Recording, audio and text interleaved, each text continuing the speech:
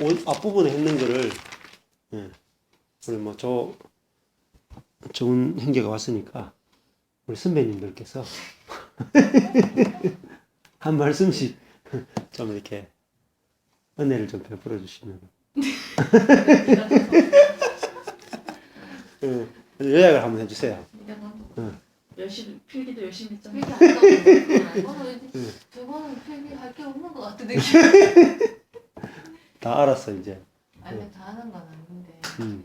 계속 목사님 하신 말씀 반복해서 예, 목사님 계속 하시는 말씀이다 생각이 보니까 그리고 저는 간단히 설명은 다른 분 말씀하실 줄 알고 필기 안 했거든요.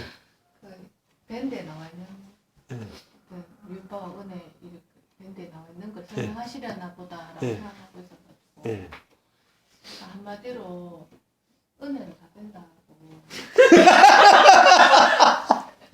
감사합니다. 뭐 그냥 알려가지 말라고. 그래. 뭐 은혜로 알려주시니까 은혜로 알려주실 때까지 그냥 이렇게. 우리가 듣는 복음이 은혜의 복음이고 그 은혜의 복음이 주님의 어떤 구원 계획을 우리가 들을 뿐이고 예수 그리스도가 성육신 하셔가지고 죽고 부활하시고 승천하신 것을 우리와 함께 같이 했다는 걸 들을 뿐이고 성령님께서 또 이러한 사실들을 우리 속에 실제를 이루어 가신다는 것을 우리는 말씀을 통해서 계속 들으면 우리에게는 자연스럽게 믿음이 생겨나고 감사가 생겨나고 찬양이 생겨나고 성령이 또 열매를 맺음으로 해서 그 은혜가 이웃에게로 저절로 이제 그 은혜가 이제 나오는 그러한 시스템으로 이루어지기 때문에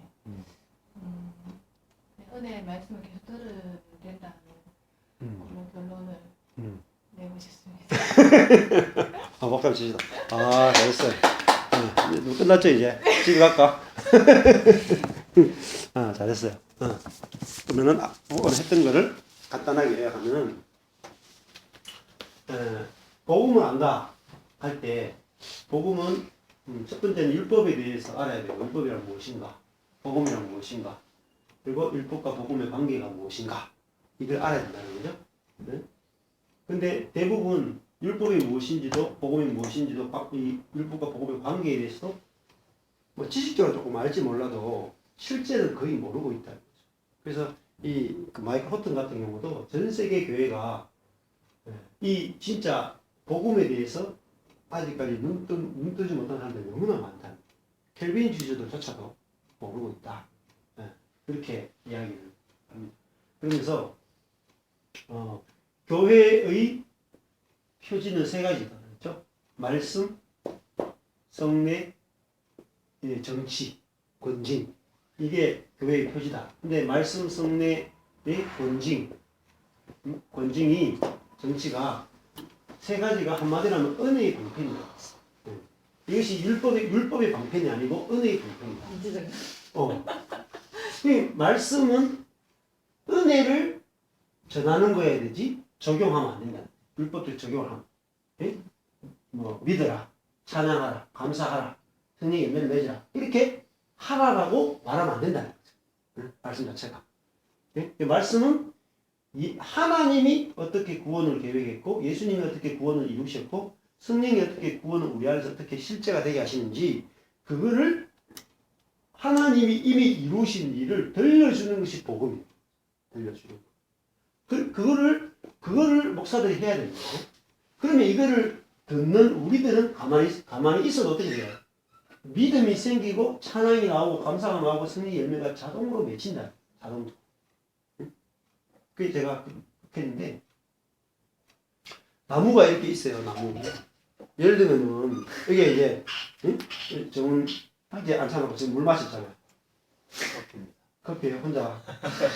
아주 묽은 물 같은 거. 그래 혼자 먹어라 내가. 그래가지고 혼자 계속 커피를 물을 먹여 지금 이 시간에 지금 쉬지 말고 먹으라 그런 거야.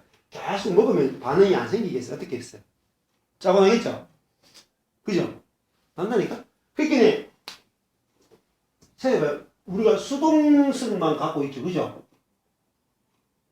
하나님의 은혜의 말씀을 듣기만 하는데 가만히 있어도 되냐?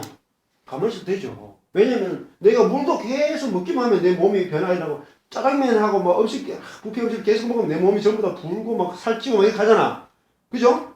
우리는 가만히 있을 수가 없다니까요. 내가 이 설교 말씀을 듣는 거, 제대로 알아듣는 거, 그게 제대로 알아듣고 이게 그렇구나 깨닫고 뭐 이렇게 되면 자동적으로 내 안에 믿음이라고 하는 것이 생겨나게 돼요. 믿음이 생겨나게 돼요. 그리고 그것에 의해서 자동적으로 열매가, 성령의 열매가 맺힌다는 거죠. 왜냐하면 들을 때 어떤 말씀을 들으냐면은 은혜의 말씀을 들었기 때문에 우리 안에 은혜의 열매가 자동으로 생겨나게 돼. 이게 중요해요. 그 처음에도 사단이 말했잖아요, 말. 그러니까 선악을 아는 지식을 어떻게 주냐면은 말로 딱 주는 거예요, 말. 사단이 말을 딱 받아들였을 때 그게 딱 실제가 되는 것처럼 우리도 말에 의해서 우리 자신이 바뀌어요. 그래서 교회에서 이 하나님의 말씀을 제대로 듣는 것 아주 중요합니다. 그러면 이게 제대로 들을 수 있느냐? 이 듣는 것이요 보통 어려운 게 아니에요. 왜냐하면은 하늘의 이야기거든요. 비유단 말이죠. 하늘의 이야기. 내 혼자 다 못 알아들어요. 왜냐면 우리 자신 안에 이걸 못 알아듣도록 우리 속에 뭐 자갈도 있고 뭐 가시도 있고 막 이렇거든. 딱딱한 부분도 있고 막 이렇거든. 그러니까 하나님의 은혜가 그대로 내 안에 그대로 순수하게 그대로 들리면 좋은데 그게 안 들리게 막고 있다. 또 주일날 만약에 제가 설교를 1시간 한다 그러면 지금도 마찬가지겠지만 1시간 하면은 여러분 속에 남는 것은 1시간 하면은 5분 내지 10분 정도밖에 안 남아요. 왜냐면 기억력도 있잖아요. 기억력도. 그래서 해야 되는 게 뭐냐면은 이 말씀을 주일날 설교를 1시간을 듣고 나면은 오후에 이 말씀을 가지고 공동 경작을 해야 돼요. 가능하면. 공동 경작이 뭐냐면 자기가 받은 은혜를 자꾸 나누는 거예요. 이렇게 10사람이 나누면은 그날 들었던 말씀이 다 경작이 돼가지고 자기 속에 굉장히 그 은혜가 많이 마음을 지배하게 돼요. 그래서 내 마음을 은혜의 말씀으로 꽉 채워야 돼요. 은혜의 말씀. 꽉 채워요. 그게 우리가 할 일이에요. 그래서 성경을 볼 때마다 하나님은 어떤 분이신가? 요걸 찾는데 하나님의 은혜를 찾아야 돼요. 은혜를 중심으로 찾아야 돼요. 적용 찾으면 안 돼요. 그래서 요것만 가지고 묵상해도 재밌어요. 성경을 딱 빼버리고 다른 거 다 빼버리고 하나님은 얼마나 놀라운 은혜의 하나님이신가? 하나님은 나를 위해서 어떤 놀라운 일을 하고 계시는가? 예수님도 어떤 놀라운 일을 하고 계시는가? 성령님도 어떤 놀라운 일을 하고 계시는가? 이것만 찾으면 돼요. 요것을 중심으로 성경을 보셔야 돼요. 그래서 성례도 정말 거룩한 예식도 성찬, 예수님이 내 살과 피가 되어주신다는 걸 강조하고 세례, 예수님의 죽음과 부활에 내가 참여하게 된다고 하는 복음을 설명하는 거지 경건을 위해서 노력하라는 것이 전혀 아니다는 거죠. 그래서 이렇게 해야 되는데 문제는 자 대부분의 지금 개혁주의 교회들 있죠. 지금 이제 우리 아마 정훈 형제가 왔던 교단이 특별히 고신적이라는 겁니다. 고신이고 고신 SFC 성경단체 SFC. 근데 고신에서 이거 강조할까요? 안 할까요? 들었죠? 해요. 자 하는데 문제가 있어요. 고신도 뭐냐면은 적용이라고 하는 부분이 많이 들어가 있어요. 엄청나게 많이 들어가 있어요. 적용이라는 부분이 많이 들어가면 들어갈수록 뭐요? 하나님의 은혜가 안 들어가요. 그것도 큰 문제고 두 번째는 뭐가 문제냐면은 자, 이 은혜가 뭘 만든다 그랬어요? 믿음과 찬양, 감사, 열매를 만든다 그랬죠. 그리고 그것이 뭐로 나와야 돼요? 이웃에 대한 은혜, 사역으로 나와야 되죠. 그죠? 섬김으로 나와야 되잖아요. 여기까지 나와야 돼요. 그러면 하나님의 처음에 이 구원 사역과 은혜는 무엇을 목표로 하냐면 이 하나님이 처음에는 나를 섬기죠. 나를 섬기는 거죠. 나를 섬기는 이유는 뭐냐면 나를 통해서 또 다른 이웃을 섬기기 위해서 그래요. 이게 하나님의 섬김이 하나님의 섬김. 그러니까 우리가 지금 우리가 하나님을 섬기는 걸 내가 설명 안 했죠. 맞죠? 우리가 하나님을 섬기는 게 중심이 아니에요. 그걸 율법이라고 해요. 지금 성경은 뭘 드러내야 되냐면 하나님이 어떻게 우리를 섬기는가를 드러내야 돼요. 하나님이 우리를 섬기는 방법은 말씀이에요. 어떤 말은 은혜의 말씀을 가지고 우리를 섬기는 거예요. 우리 감동시키는 거예요. 들려주는 거예요. 이게 하나님의 섬김이에요. 그러면 우리 속에서 하나님의 섬김의 결과로 나오는 게 뭐냐면 하나님의 성품의 열매가 그냥 맺힌다.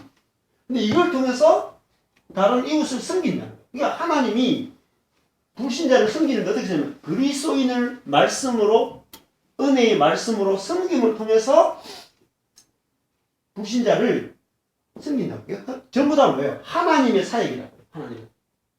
진짜 복음은요.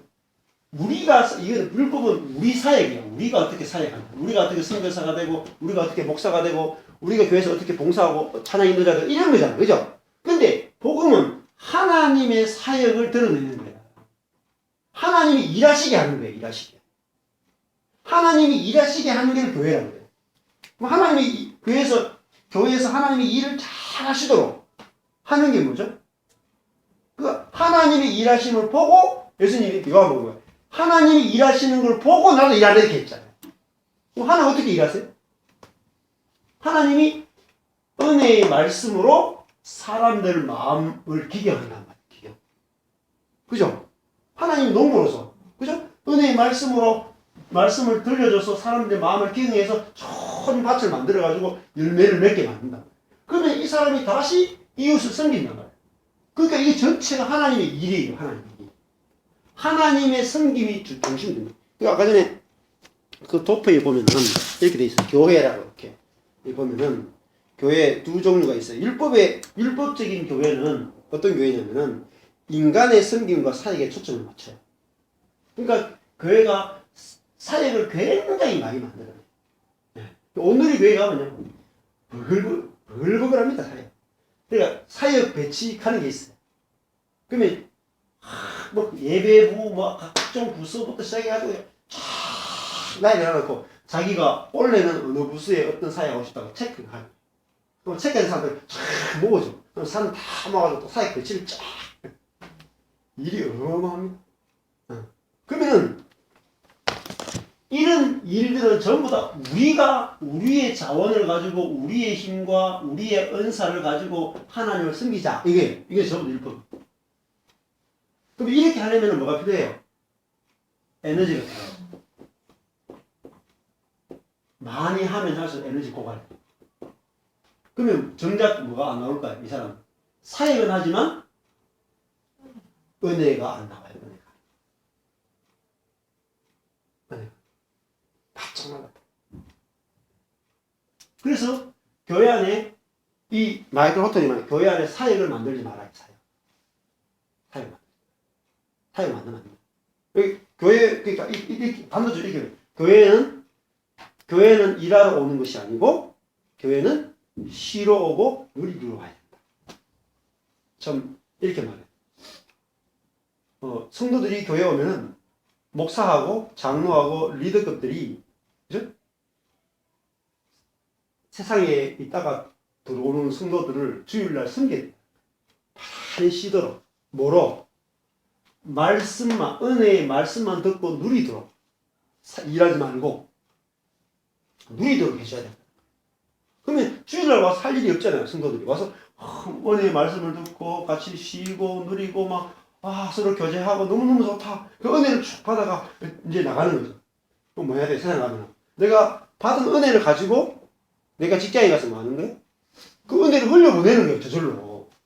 그러면은 그리스도인이 직장에서 은혜를 흘려보내는 것은 뭐냐면은 주일날 내가 얼마나 많은 은혜를 공급받았느냐, 하나님의 은혜에 대해서 그죠? 얼마나 많이 듣고 깨달아졌느냐에 따라서 흘려보내는 것이 결정돼요. 그러면 교회는 사역이 뭡니까? 여러분들이 지금 세 분이잖아요. 세 분인데 이 하나님의 은혜에 대해서 계속 들으면 어떤 일이 벌어질까요?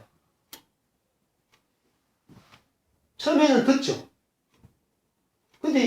속에서 믿음이 나오고 찬양이 나오고 감사가 나오고 이게 맺히잖아요. 그럼 여러분이 뭐가 되냐면은 여러분이 이제는 가르치는 자가 되죠. 저절로. 내가 은혜에 대해서 계속 듣다 보면은 말씀이 훈련이 되는 거야. 훈련이. 내 실제가 되거든요. 실제가 되고 나면 저절로 내 입에서 말씀이 막 나와요. 그러면 내가 뭐 교회 이제 나는 와서 듣는 것도 좋지만 나도 이제 말씀을 막 전하고 싶어. 사람들한테 막.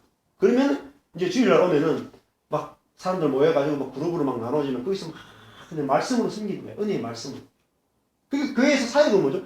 은혜의 말씀을 뿜어내는 거예요. 내가 한 사람 한 사람이 하나님의 은혜가 이렇다라고 하는 그 은혜를 감사하고 찬양하고 이걸 예배라는 거예요.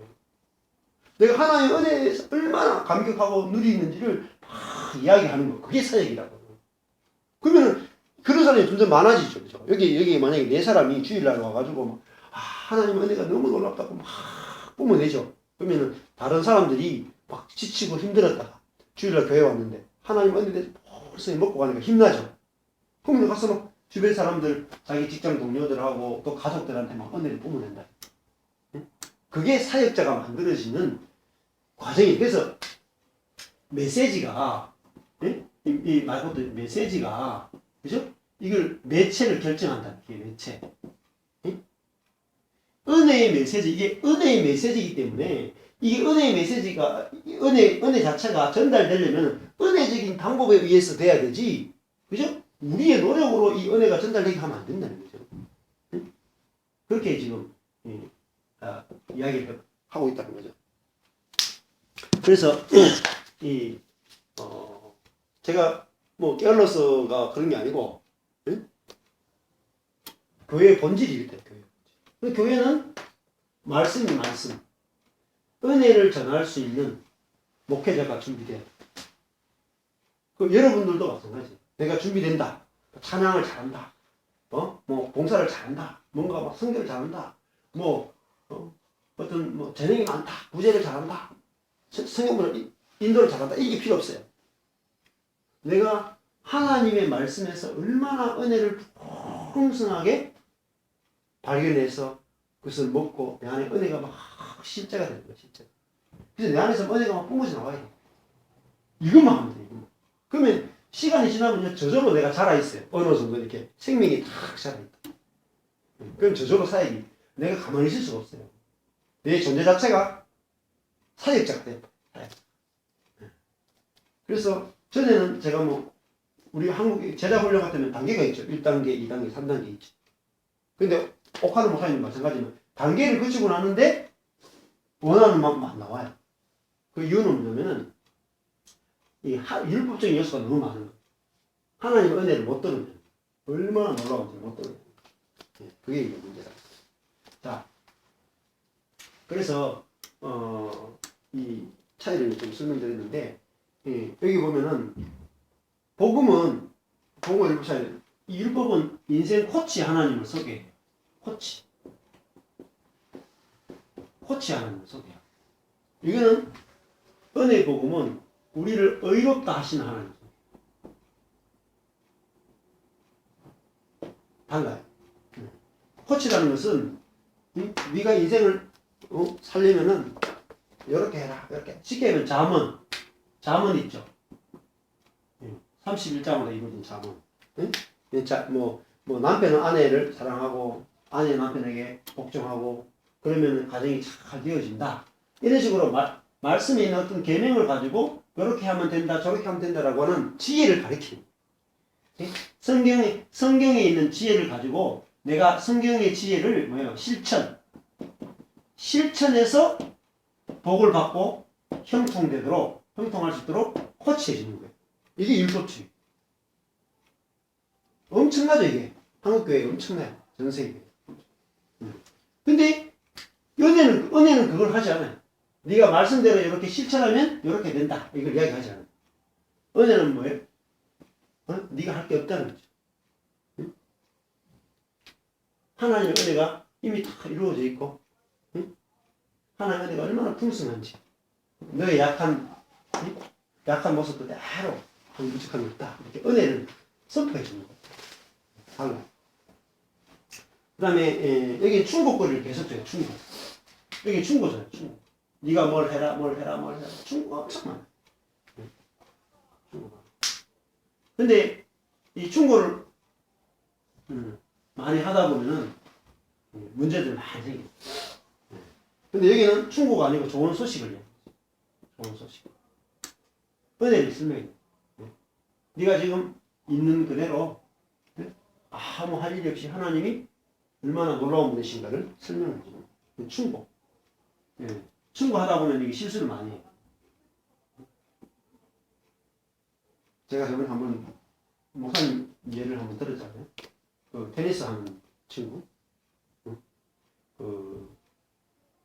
테니스 하다가 은행에 들어갔는데 얼마나 힘들겠어요. 테니스 하다가 은행에 들어갔으니까.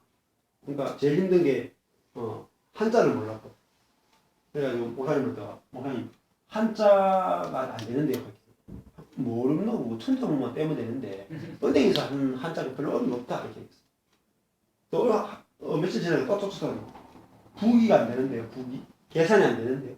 야 그거 고등학생들이 부기 하면 그거 뭐 한두 학기만 하면 다 한다. 그 어렵지 않으니까 조금만 하면 된다. 걱정 안 해도 된다. 그 사람이 한자하고 부기하고 이런 거 못하니까 운동선수니까 못하니까 옆에 사람들이 막 눈치를 주는 거예요. 이 사람한테 머리가 돌아. 못 고치는 거예요.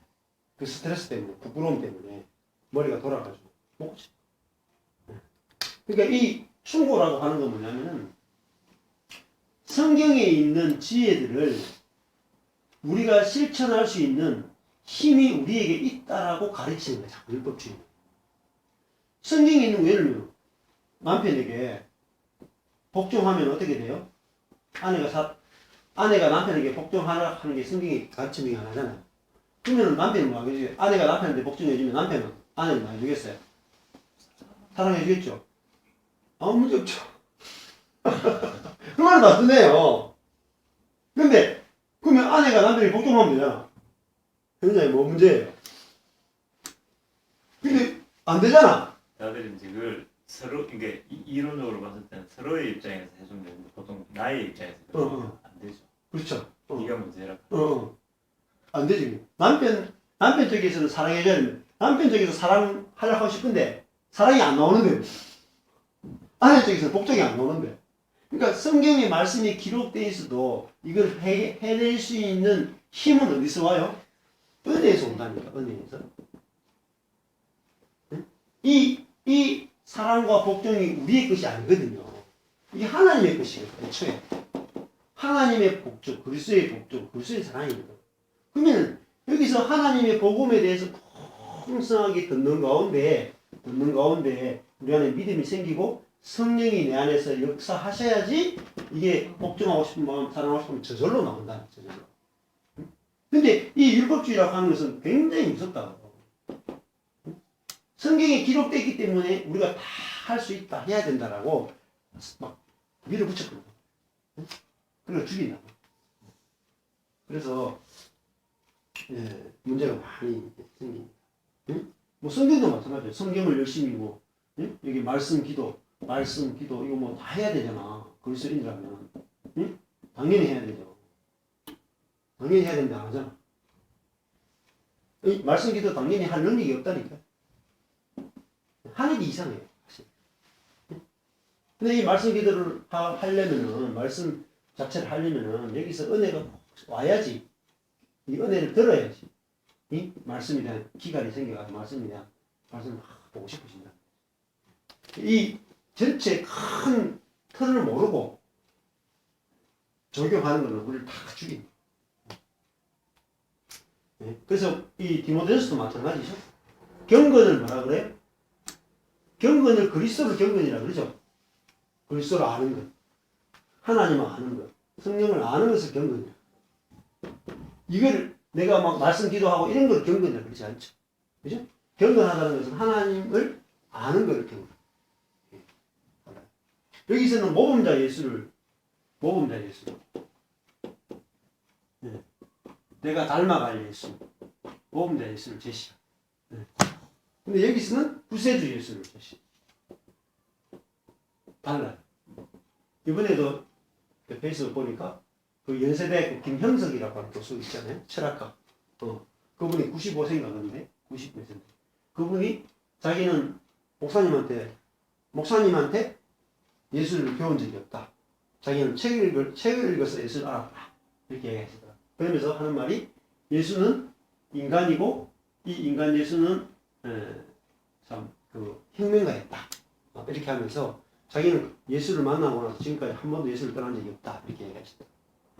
근데 그분도 잘못 알았죠. 잘못. 왜냐면은 예수님을 알되 자기가 닮아갈 모형으로서 예수를 알았다. 모형으로. 근데 성경은 내가 닮아갈 모형으로 예수가 아니라 이 우리를 구원하는 우리가 할 것이 아무것도 없이 예수 안에 우리가 포함되도록 하는 우리를 포함시켜주는 우리가 연합되는 그런 예수를 전하고 있다는 거죠.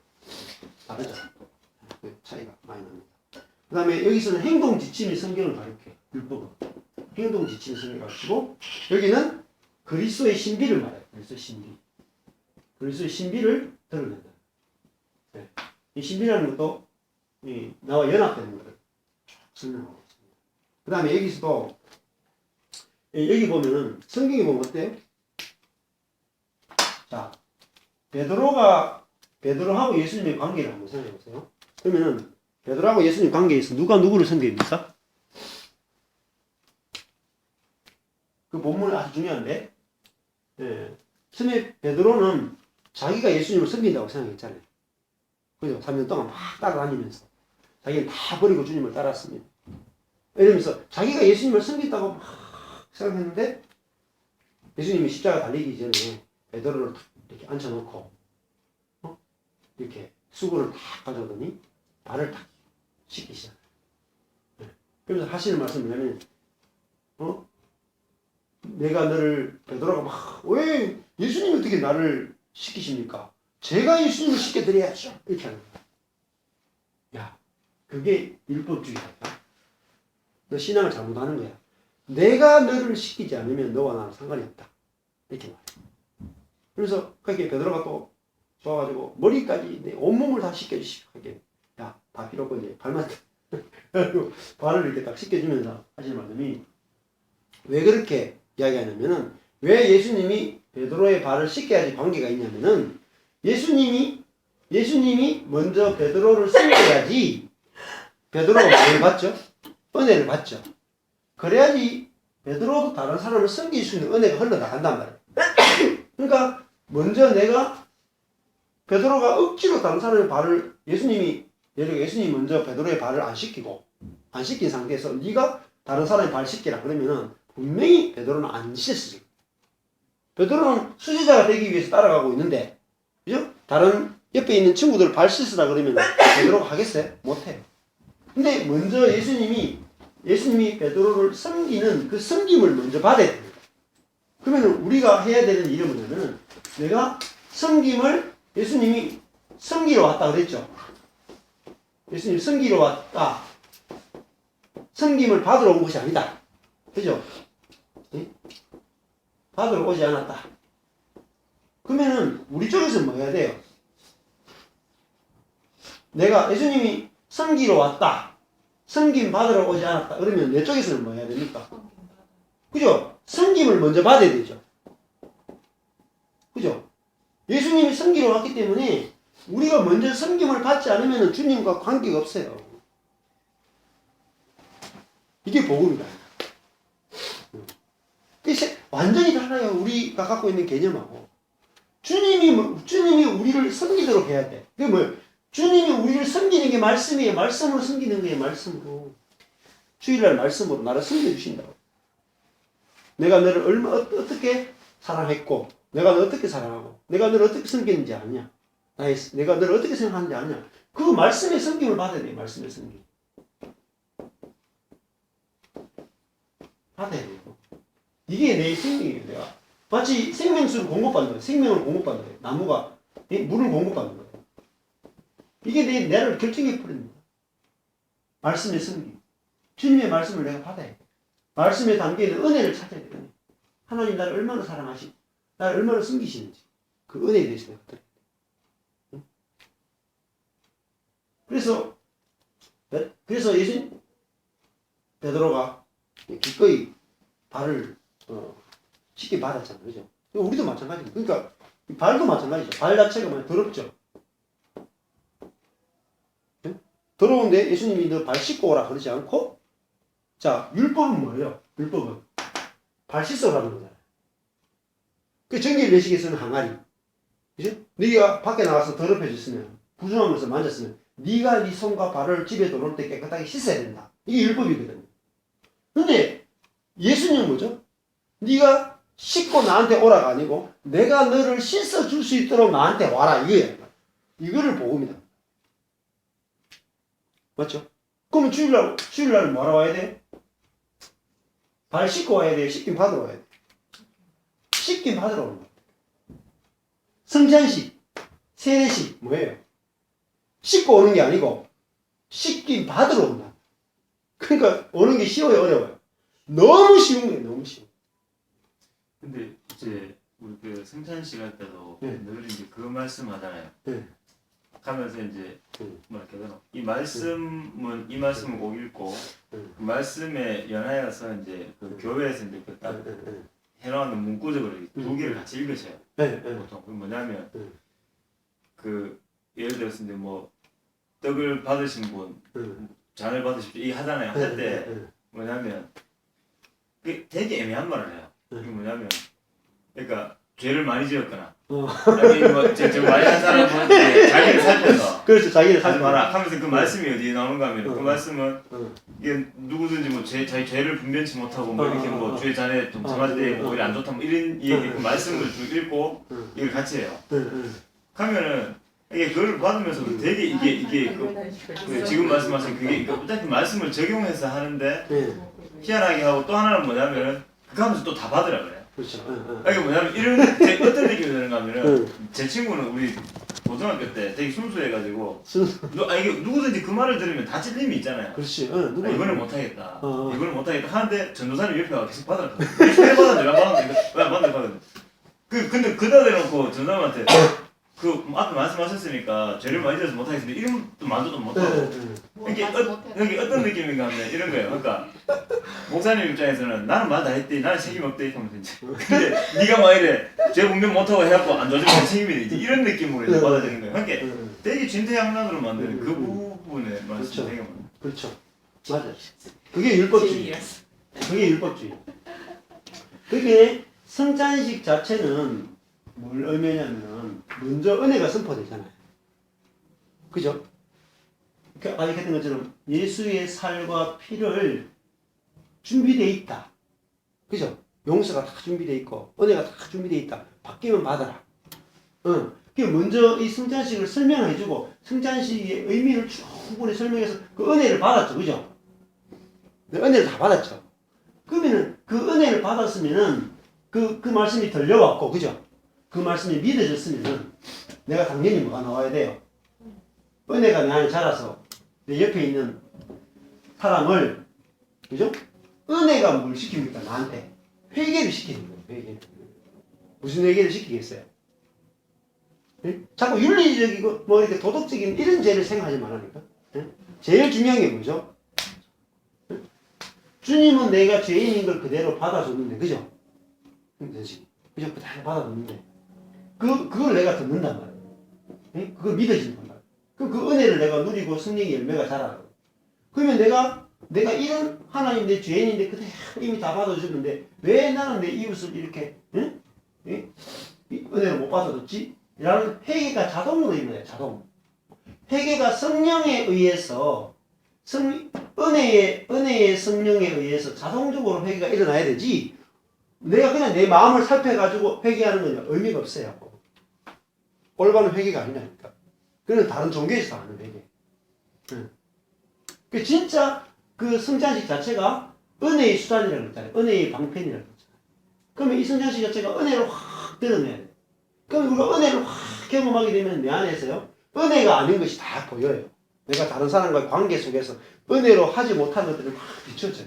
그러면 내 속에서 이걸 죄를 용서받아야 하기 때문에 하는 게 아니고 죄를 용서받아야 되기 때문에 하는 게 아니고 그 은혜가 나한테 오니까 내가 하지 못한 것에 대한 안타까움이 생기는 거예요. 본능에 의해서. 그게 회개지. 예? 그래야지 그 진짜 돌이킬 힘이 있잖아요. 그죠? 성령에 의해서 되어지기 때문에. 그래서 이 두 관계를 잘 해야 되는데 대부분 이 성찬식에도 율법이 들어가 있고 세례식에도 율법이 들어가 있고 말씀에도 율법이 들어가 있고 정치에는 뭐 버글버글해요. 거의 다 율법이고 이걸 다 빼내야 돼. 그래서 교회 안에 이 율법이 뭔지가 확실히 드러나요. 율법이. 근데 이게 뭐 감춰져 있다 지금까지. 그래서 이제 교회가 여기서 율법적인 교회는 뭐겠어요? 자기 개발을 많이 시킵니다. 자기 개발. 교회에서 사역 같은 거 많이 시키죠. 사역이나 뭐 은사, 뭐 봉사 이런 걸 통해서 막 자기 개발을 많이 시키고, 그다음에 공동체를 쳐요. 대안적 공동체. 공동체를 우리가 만들어 보자 이렇게 해가지고 사역을 막 만들어내요. 근데 여기서는 또 여기 교회는 뭐냐면은 율법적인 교회는 수많은 예배가 존재합니다. 한국에 그렇죠? 예배가 엄청 많아요. 그리고 예배 부서 뭐 사역 엄청 많아요. 그럼 어떻게 돼요? 교회에 와서 예배도 많이 뭐 주일 예배, 수요 예배, 금요 예배, 새벽 기도회 뭐 하여튼 부서 성가대 뭐 얼마나 많아요. 이렇게 교회에 와서 말씀을 통해서 은혜를 풍성하게 누리는 시간 없이 해야 된다라고 하는 해야 된다라고 하는 헌신을 요구하는 설교를 쫙 율법적인 설교를 들은 데다가 이렇게 많은 일을 해야 되니까 몇 년이 시간이 지나고 나면 뭐가 되겠어요? 당연히 고갈됩니다. 그래서 이 말 같은 도 예배도 확 줄여야 돼. 예배도 확 줄여야 돼. 뭐 부서, 뭐 공동체, 자기 개발 다 줄여. 다 줄이고 말씀을 통해서 은혜만 공급받는. 그래서 교회 안에 그러면은 보세요. 은혜가 공급되어지면은 내 안에도 은혜가 차게 되고 교회 안에도 은혜가 차게 돼요. 교회 안에 은혜만 있으면 다 넘어가요. 맞죠? 무슨 일이 생겨도 은혜만 있으면 다 흘러가요. 예? 예. 뭐 문제가 있어요? 다른 사람이 뭐 서로 싸우는데도 뭐 그럴 수도 있지. 보는 사람도 뭐 그럴 수 있지. 또 싸운 사람도 아이고 뭐 내가 잠시 감정이 올라갔는데 그럴 수 있지. 뭐 교회 안에 문제가 없다니까. 교회 안에. 그리고 교회 안에서 뭐 하되 안식을 누리죠. 그죠? 안식을 누리고 여러분 같은 경우에 뭐 우리 교회 생활이 얼마나 편해요. 예? 2주에 한 번 나와도 되고 한 주에 한 번 나와도 되고 얼마나 편해요. 그러면 그 에너지를 어디 쓰라는 거예요. 어디? 내가 교회에 와서 힘을 안 쓰고 에너지를 안 쓰고 교회 와서는 이걸 말씀 듣고 누리라는 거예요. 같이 말씀을 나누고 교제하고 누려가지고 어디 써야 돼요. 내 이웃을 만나고 내 원수를 만나고 했을 때 내가 누리고 했던 그 안식과 쉼이 이웃에게 흘러가도록 하기 위해서 하는 거죠. 안 그러고 이게 마이크로 하는 거예요. 교회 안에 이렇게 많은 예배나 부서나 공동체를 자기개발 이거 한다고 에너지를 다 써버려. 세상에 나가서 쓸 에너지가 없잖아. 그렇게 하면 안 된다. 그래서 교회는 단순해야 돼. 심플해. 아주 심플해.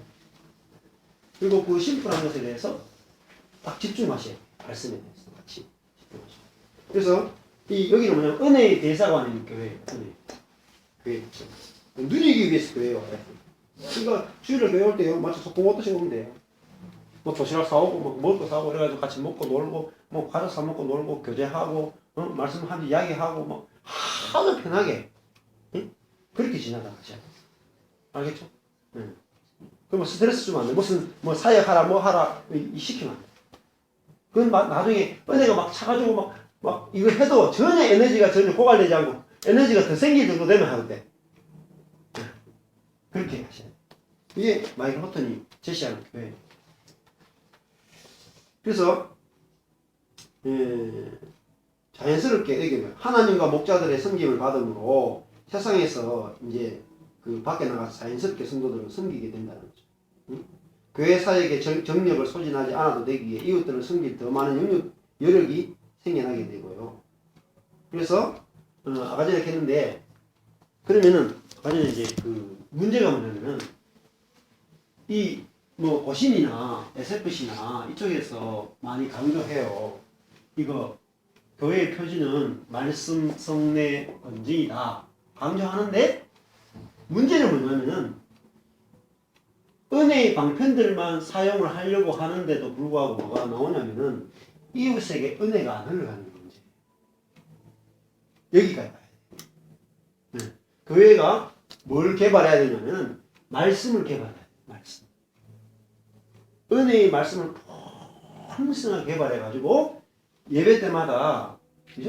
예배 때마다 막 말씀이 나누어지고 또 듣고 들은 사람들끼리 말씀 속에 있는 하나님의 은혜, 예수님의 은혜, 승리의 은혜를 막 나누면은 그죠? 나누어가지고 우리 각자 속에서 믿음과 찬양과 감사와 승리의 열매가 맺히도록 서로 격려해야 돼요.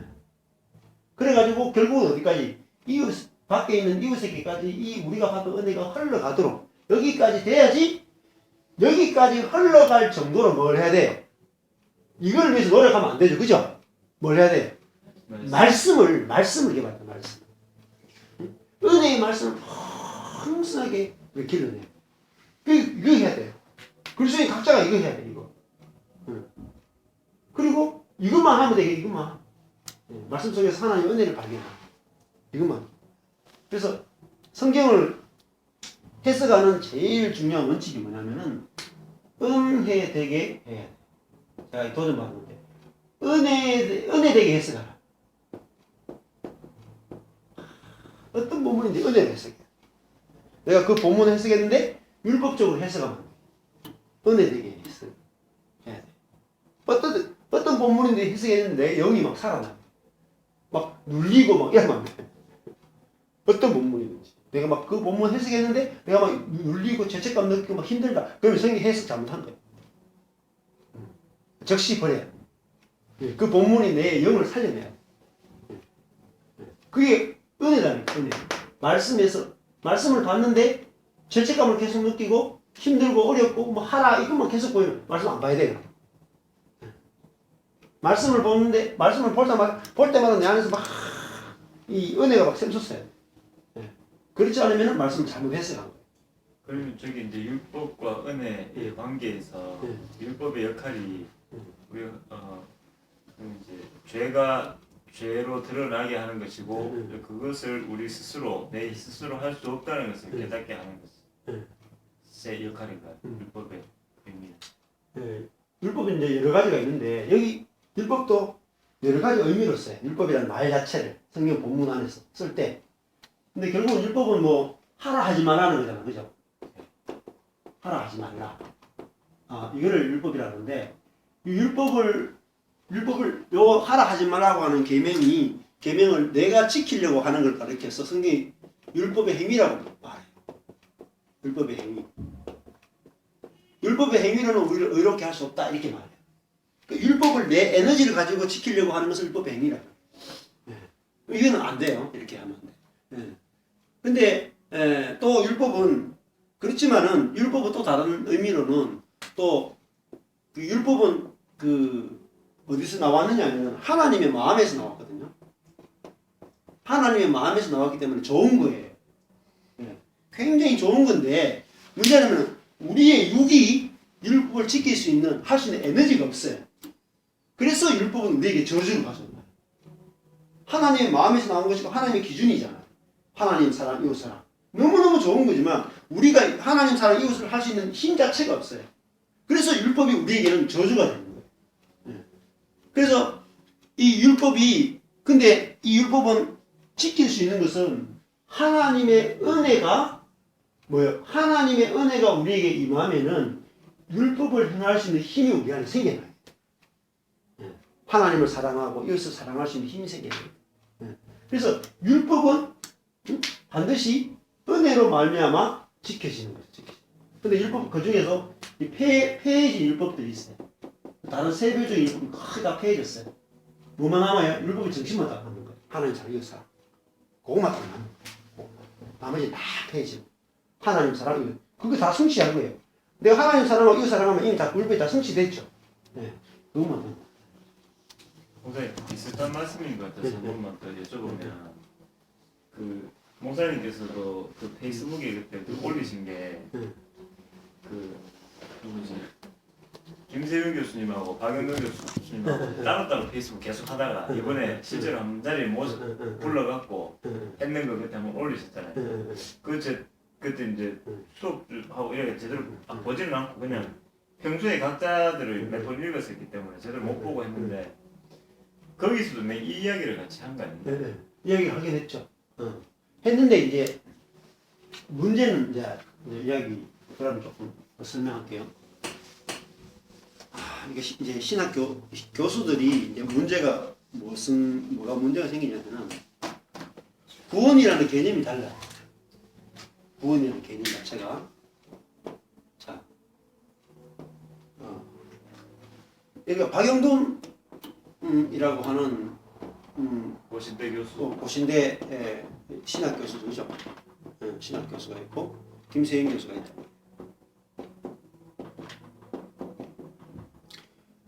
근데 두 분 다 굉장히 관점이 좋은 편이죠. 굉장히 좋은 편인데 박영돈 교수가 갖고 있는 그거는 제가 설명한 거의 비슷한데 문제는 뭐냐면은 박영돈 교수는 구원이라고 하는 것을 내가 예수 믿고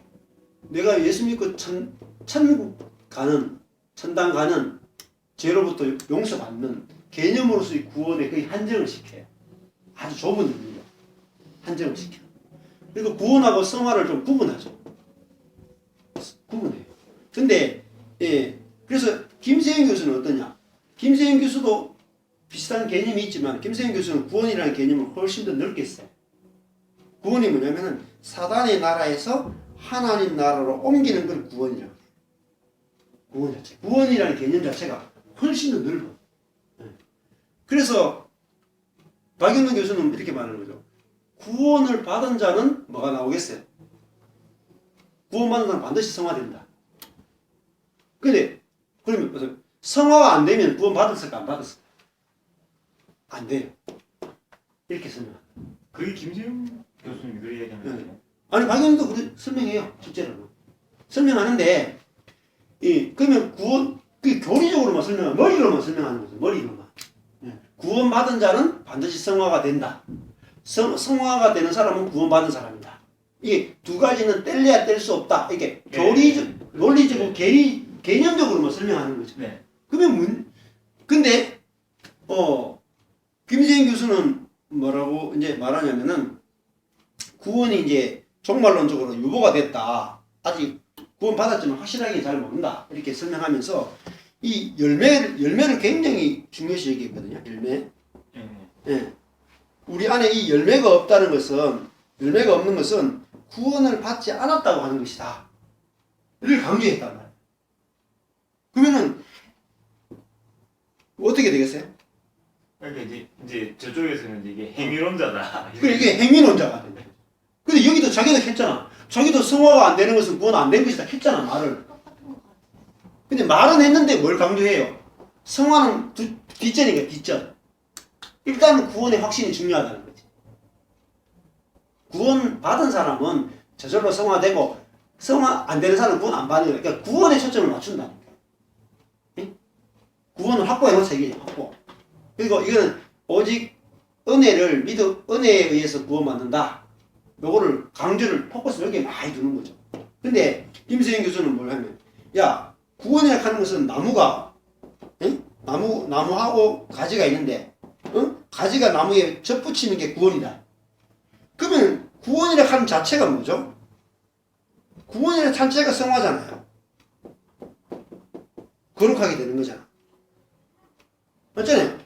하나님의 어떠함이 나무의 어떠함이 가지에게 공급되는 거잖아요. 그러면 하나님의 성품이 하나님의 사랑이 하나님의 은혜가 가지에게 그대로 공급되는 걸 구원이라고 한다니까.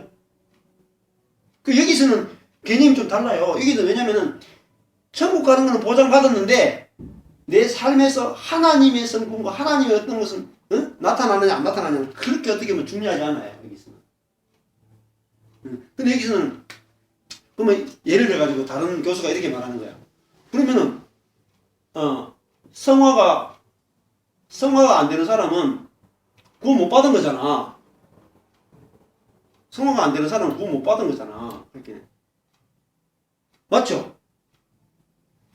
그러면 처음에 이렇게 그러면 교회에 나와가지고 분명히 뭐 예수님이 확실하게 영접했어. 확실하게 영접하고 삶의 변화도 있어. 근데 한 10년 지나고 나니까 이 사람이 교회를 떠나버렸어. 성화가 안 돼. 그러면 이 사람은 구원 받았습니까? 안 받았습니까?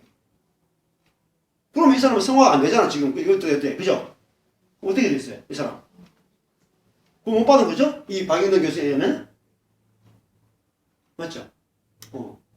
그러면 이 사람이 이때 자기가 확실하게 예수님을 영접하고 확실하게 초반에 변화를 보였어. 그러면 확실히 구원받은 거잖아. 근데 구원이 이 사람이 나중에 예수님 떠나버렸어. 그럼 이 사람 구원 못 받은 거네? 그럼 이때 가졌던 구원의 확신이 어떻게 되는 거야? 이렇게 설명하는 거야. 그러면 이제 박영돈 교수는 할 말이 없는 거지. 안 그래요? 어려워요? 이게 박윤선 교수님은 오히려 이렇게 얘기한 것 같아요. 제가 느끼기로는 김세윤 교수님이 오히려 그쪽에 더 강한 거예요. 다른 사람이 했던 게 이제 김세윤 교수님이 저렇게 얘기한 것 같거든요. 그래서 열매가 계속 없으면 이제 구원받았지 않다고 이제 볼 수 있다라고 얘기하니까 박윤도 교수님은 거기까지 나가면 안 된다. 이렇게 자기도 구원과 성화가 동전의 양면처럼 동시적인 부분이라고는 보지만 그러나 칭의이기 때문에 의롭지 않다는 자를 의롭다고 칭해 주셨기 때문에 그 부분이 너무 강력한 은혜인데 그 이후에 성화는 당연히 일어나게 되는 것이지만 근데 그것이 약간 좀 이렇게 뭐 이렇게 했다고 해서 그것을 갖다 심판하듯이 이제 우리가 목사가 아니면 어떤 교수가 그런 식으로 이걸 구원하고 연결시켜 버리면 오히려 그 큰 하나님의 칭의의 은혜를 훼손하게 되는 것이다. 그렇기 때문에 그 부분은 그러니까 동전의 양면이라고 해놓고도 나중에 이제 그 부분이 왔을 때는 너무 그렇게 행위를 강조하면 안 된다. 이제 칭의에 대해서 오히려 구원 받았다고 봐야 된다. 이런 식으로 좀 이야기하시는 것 같더라고. 제 느낌에는. 그런 것도 있어요. 근데 하여튼 통틀을 보면은 뭐냐면은 구원이라 하는 자체가 구원과 성화가 동전 양면이다 하든 구원과 성화를 지금 자꾸 떼놓고 생각한다는 게 문제예요. 일반적으로 대부분 이제 생각이. 그러니까 구원 자체가 뭐냐면은 김세현 교수님 그 나무와 가지가 붙는 거잖아요. 그러면은 가지에 예를 들어가지고 가지에 열매가 안 맺히면은 구원 안 받은 거죠. 확실한 거잖아. 이것만큼 확실한 게 있어요. 근데 이게 그러면은 왜 자꾸 헷갈리냐면은 이게 나무와 가지가 딱 붙는 것이 무엇으로 돼요? 은혜로 되잖아. 가지가 막 나무에 노력해서 붙이는 게 아니잖아요. 이게 이 나무가 가지를 붙여준 거잖아요. 불쌍해가지고. 이 가지가 이 돌감람나무를 맺는 돌감람나무 가지거든. 근데 이게 참감람나무야. 이게 참감람나무가 돌감람나무 가지가 돌감람나무밖에 못 맺으니까 불쌍하니까 자기 참감람나무 여기에 딱 접을 붙여준 거예요. 그러면 이게 은혜잖아. 은혜로 접 붙여졌잖아. 그러면 은혜로 접 붙여졌으면 뭐가 나와야 돼요? 여기서 무슨 열매가 맺혀야 돼요? 참감람나무 열매를 맺혀야 되잖아. 근데 자 은혜로 구원 받았어. 그런데 돌감람나무가 맺혀. 근데 뭐예요? 안 된 거죠. 은혜로 구원 받는 게 아니라니까 이 사람은. 이게 김세인 교수 설명이에요. 김세인 교수 설명이 더 맞아. 나무로 설명하면 더 정확하다니까. 근데 그 반응들 이제 제가 아는 패친들 이제 대충 반응들을 보면 나름 이제 열심히 성실히 살아가고 사역하시는 목사님 이런 분들 보면 다 박영돈 승 하면서 이제 그렇죠. 네. 그런 식으로. 그렇죠. 왜냐면은 이런 것 같아요. 한국 교회에서 그러니까 앞에 말했던 예를 들어서 그러니까 확실하게 영접하는 자고 그 이름을 믿는 자들은 구원 주신다 했는데 이거에 대해서 건드리면 안 된다 이제. 그렇지. 이렇게뿐만 이제 한국교회 전체 건드린다. 그렇지. 김정인 교수 너무 행위론적으로 너무 많이 나갔다. 그렇지. 이런 식으로 이제 평이 많은 거죠. 그렇죠. 그게 영접이라는 자체를 이 돌 감는 나무가 참 감는 나무에 접붙여지는 걸 영접이라고 한다니까. 근데 머리로만 생각하는 거야. 머리로만. 영적인 실제로 생각 안 하는 거예요. 하나님, 이 그리스도와 내가 실제로 연합하는 걸 영접이라고 한다니까. 실제로 연합했는데 일이 안 되는 거면 안 되지. 근데 목사님이 얘기하시기를 이게 강의하고 저게 협의하다고 얘기했는데 딱 듣고 나서 제가 느낀 거는 뒤집어서 저게 강의하고 이게 협의하거든요. 그러니까 아, 우리 똑같은 예. 방법은 그러니까 똑같은 말이 비슷하게 들리는데 어쨌든 그 어떤 구성은 비슷한데 존재론적으로 설명하는 부분이 다른데 목사님 처음에 저게 협의고 이게 강의라고 얘기하셨는데 내가 듣기에는 결정적으로 그러니까 결론적으로는 저게 강의하고 이게 협의한 거지. 그렇게 쓰는 게. 뭐 별로 이게 사실은 그게 안 나와. 이게 이게 더 실제적이네. 이게 사실은 심플하죠. 심플해, 심플. 믿음에 대해서 이게 사실은 성경은 이걸 설명해요. 아주 심플하게 계속 이걸 설명해요. 지금 그런 것 같아요. 그러니까 어. 무슨 말이냐면 머리로 자꾸 생각하면은 되게 헷갈리게 되고 오히려 박영명 교수님이 더 와닿아요. 그렇지, 왜냐하면 머리로 이론적으로 맞아. 생각하면 이게 더 맞아. 맞고 가도 이제 왜냐하면 더 많은 사람들 품어주거든요. 그렇지, 왜냐면 아직 좀 덜 해서 어. 이때가 품어준대. 어. 어떻게 보면 존재론적으로 심플한 거 이게 진짜 어떻게 보면 더 많. 이게 더 심플해요. 이게 심플하고 이게는 관계론적이거든요. 그러면 거기서 하나만 더 여쭤볼게요. 그러면 예를 들어서 베드로도 그렇고 우리가 이제 지금 말하는 것 중에서 되게 많이 하는 게 뭐냐면 베드로도 예를 들어서 아까 조기 말했듯이 제일 처음에 영접하고 변화했던지 간에 믿고 예수님을 따랐잖아요. 근데 예수님도 뭐 네가 은혜 있다, 네 믿는 거 맞다라고 이야기해 줬잖아요. 그 이후에 바로 막 네 그러면 되나 뭐 이렇게 막 간하고 이런 것도 상관도 있었잖아요. 그러고 난 다음에 예수님 믿다가 또 부인했잖아요. 그하고 또 예수님 부활했다고 보고 나서도 또 고기 잡으러 간다 하고 그다음 또 이게 예를 들어서 예수님을 믿었지만 그냥 교회 지금 안 나온다. 그러니까 안 나오는 것처럼 지금 이렇게 떠난 것처럼 보일 수도 있고 이렇게 하지만 결국 베드로를 다시 돌이키셨잖아요. 그러니까 그 모든 상황 속에서 하나님께서 이제 그러니까 그런 부분들이 있을 수 있잖아요. 근데 예를 들어 김세용 교수님 말씀처럼 지금 남에게 은혜로 전부좀 받았는데 그 시점에 있어서 지금 베드로가 지금 낙심하고 있는 시점일 수도 있고 그렇지. 그게 예를 들어서 안 보일 수도 있잖아요. 그렇지, 모르지. 네. 그게 뭐 예를 들면은 그러니까 예를 들어서 이것을 말또 이렇게 되면 교리적으로 공격을 한다면 쉽게 말해서 이 열매 없으면 구원받지 않는 거 아니냐라고 했을 때에 그 열매가 지금 당장 그 베드로가 고민하고 있는 방황하고 있는 시점이 베드로에 있어서 예를 들어서 그게 뭐 한 달이 됐으면 이 사람에게 있어서는 3년이 될 수도 있지 않느냐. 그렇지. 근데 그 부분에 대해서 그러니까 유보론적인가? 그렇지. 그러니까 언제 될지 어떻게 될지 모르니까. 모르지. 근데 저 나무라는 게 나무에 접붙여 있다는 게 그냥 제 생각에 교회를 다니고 안 다니고 하나님에 대해서 믿는다고 시인하거나 안 하거나 뭐 예전에 교회 다녔을 때 이렇게 말한 거 거기에 한정되면 그게 나무에서 떠난 거라고 할 수 있지만 뭐 저처럼 교회는 나오지만 딱히 믿고 신뢰하진 않지만 어쨌든 하나님에 대해서 계속 그러니까 틈이라고 해야 되나? 여유가 있는 거죠. 계속 생각하고 그러면 그거를 완전히 떨어졌다고 볼 수 없는 거고 그리고 그 열매라는 것도 뭐 행위적인 측면에서 봤을 때에 행위가 있어야 열매로 연결될 수도 있다고 보통은 보지만 오히려 그게 꼭 굳이 열매로서 뭐 이렇게 행위로 드러나지 않아도 그런 거 있잖아요. 우리가 뭐 이렇게 뭐 누구한테 뭐 이렇게 안아주거나 뭐 이렇게 한다고 해서 꼭 해서 그게 글쎄 사랑의 표현을 한다고 안 할 수 있잖아요. 그 사람은 모르지만 이렇게 뒤에서 할 수도 있고 그러니까 굳이 열매라는 게 어떤 열매 형태가 있는 게 아니라 그러니까 기능으로서 존재하면 가능하지 않을까라는 생각이 듭니다. 자, 그러면은 생각해봐요. 여기서 열매가 하는 사람은 부담을 느끼잖아요. 맞죠? 그렇죠. 일반적으로 그렇죠. 열매를 맺어야 된다 하니까. 그렇죠. 부담. 지가 부담 안 그래서 제가 맺는 게 아니기 때문에. 그러니까 이 열매가 은혜로 맺어진다는 사실을 그죠? 은혜로 맺어진다는 사실을 김수영 교수도 더 확실하게 드러내야 되는데 조금 못 드러내는 부분이 있긴 있어요.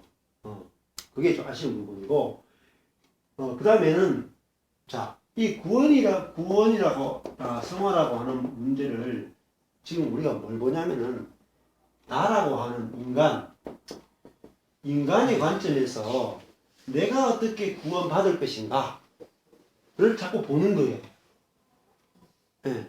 근데 성경은 그걸 내가 어떻게 구원받을 것인가를 성경은 이야기하지 않아요. 뭘 이야기하냐면 하나님이 인간을 어떻게 구원하시는가를 이야기를 하는 책이에요. 근데 그거를 제가 중심이 하나님이에요. 하나님이 이 인간을 어떻게 예수 그리스도 안에서 자기를 계시하시고 나타내시고 이 인간을 어떻게 구원하신가에 대한 드라마틱하고 황대하고 놀라운 이야기를 해주는 게 성경이라는 거예요. 그러면 우리는 이 하나님의 구원의 그 구속사라고 해요. 구원사, 구속사. 이 이야기를 풍성하게 들려주는데 포커스를 맞춰야 돼요. 근데 내가 어떻게 구원받느냐에 너무 포커스를, 이게 중심을 맞춰버리면은 이 자체가 이미 또 율법이에요. 또 율법. 내 중심적이란 말. 근데 그러면 생각해보세요. 그럼 또 재밌게. 구원이 뭐냐, 구원. 이거부터 물어야 돼. 지금 대부분의 신학자나 모든 사람들이 구원을 뭐라고 생각해요? 나를 위한 구원으로 다 생각한다. 이게 함정이에요. 안 그래? 자, 우리 구원하면 관심 있는 게 뭐죠? 내가 천당 갈 거냐? 지옥 갈 거냐? 요걸 가지고 이야기해. 이게 자체가요, 말이 안 되는 거예요. 구원은. 자, 왜 말이 안 되냐면은, 구원은 내 자신이 문제가 있단 말이야, 지금. 부패하고 타락에 있단 말이야. 그죠? 그러면 이 내 자신을 죽여야 돼요. 십자가에서 끝장을 내버려야 되거든. 그러니까 내가 천당 가고 싶다, 내가 지옥 가고 싶다라고 하는 내 욕심을 가지고 지금 하나님을 이용하려고 하는 요 놈을 끝내야 된다니까. 요 놈을 끝내는 거라니까. 요걸 구원이라고 한다니까. 응? 이게 끝나야지 뭐가 펼쳐지냐면은 천국이라고 하는 것이 펼쳐져요. 내가 천당 가고 싶으니까 예수님이 어떻게 영접은 해야 되겠죠? 이렇게 하는 것 자체가 이미 지옥이야. 근데 말이 안 되네요. 이렇게 나를 위한 구원이라는 자체가 말이 안 그렇지, 말이 안 되는 거지. 왜냐하면 우리가 이제 그 체육과에서 라이프가드 딸 때도 우리가 이제 구원자 입장에서 맞아. 너무 좋은 비유다. 최대한 이제 살아 있을 때 이제 얼마나 죽었을 때 들어가느냐, 아니면 살아 있을 때 나도 모르게 들어갔으면 야를 어떻게 죽여놓느냐, 이제 이게 중요하거든요. 그러니까 예를 들어서 야가 펄쩍펄쩍 살았을 때 이제 그러니까 예를 들어서 그 구원이라는 것은 라이프가드를 할 때 그러면 이제 반대로 야가 이게 어떻게 해야 이 라이프가드 그 구원자한테 잘 제대로 구원받을 수 있는 방법을 이 사람들한테 가르치지 않잖아요. 그렇지. 가르칠 수 없잖아요. 그건 구원이 아니잖아요. 그렇지. 구원은 뭐냐면 구원자는 구원은 내가. 그건 내가 나는 야가 어떻게 하든지 간에 이제 거의 반쯤 죽었을 때 들어가든지 아니면 덜 죽었을 때 들어갔으면 빨리 첫 번째 피하는 거예요. 야를 밀치고 이제 같이 죽으니까 피하고 나오는 거 아니면은 이제 나를 잡았을 때 꺾고 이제 야를 무력화시키고 아무 짓도 못하도록 이제 죽여놓고 데리고 나오는 게 그러니까 지금 얘기하신 라이프가드 뭔지 몰라서 지금 이해가 좀 안 돼. 인명구조자기 수영해갖고 이제 인명구조자기 그러니까 이게 육의 사람, 자기 중심적인 이 인간을 그대로 죄 용서만 해주고 천국 보낸다. 이게 아니라니까요. 이게 자체가 이미 캐톨릭적이고 이미 복음적이야. 그러면 자기 아직까지 여전히 죄 용서는 받지만은 죄성은 그대로 있는 이 사람을 그대로 천국에 집어넣으면 천국이 지옥 된다니까. 저기가 지옥인데. 예?